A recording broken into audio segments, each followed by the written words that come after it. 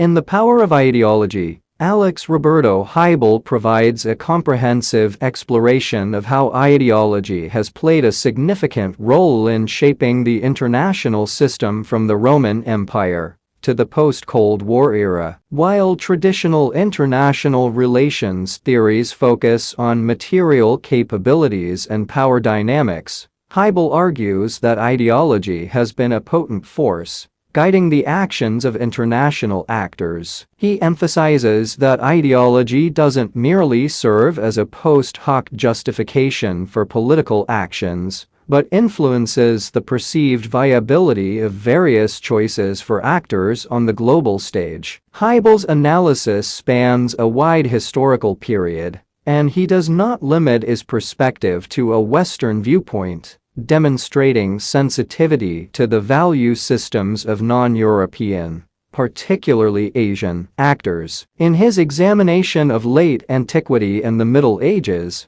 Hybel delves into the roles of Christianity, Islam, and Confucianism. He notes how Christianity initially emerged as a religion of the oppressed, but was co-opted by Emperor Constantine for political purposes. Islam, from its inception, had political dimensions, as decisions on war, peace, and taxation were integral to the Muslim community's leadership. Hybel's evaluation of Confucianism's impact on Chinese foreign policy during a critical historical period is particularly insightful, as he argues that it restrained China's maritime exploration and indirectly facilitated European dominance. Moving to the 20th century, Hybel explores the clash between Enlightenment ideologies like liberalism and socialism and anti-Enlightenment ideologies such as fascism and Nazism. He illustrates how these ideologies influenced state actions and shaped perceptions of enmity and friendship in the international system. For instance, the glorification of war in fascism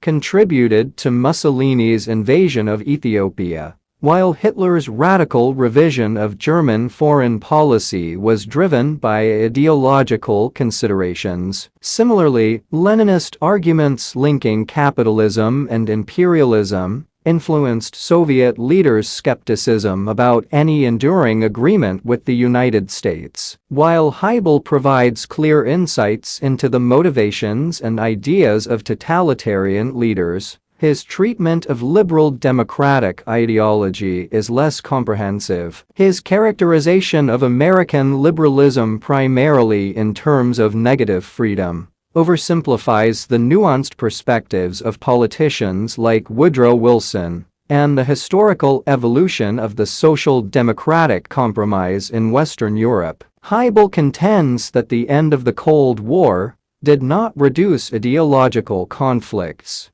but led to the resurgence of nationalism and religion as influential forces in global politics. Radical Islam and Latin American populism, according to Hybel, challenged the cultural and economic dimensions of the Washington Consensus, asserting the possibility of an alternative world order. His constructivist perspective emphasizes that the material advantages of the United States and its allies do not guarantee their ability to address the challenges arising from the post-Cold War era. Throughout history, minority groups with limited resources have influenced social development through their commitment and willingness to bear costs. However, Hybel's focus on radical Islam and specific Latin American leaders overlooks the potential roles of the European Union and China in shaping the international system's future. In summary, Hybel's The Power of Ideology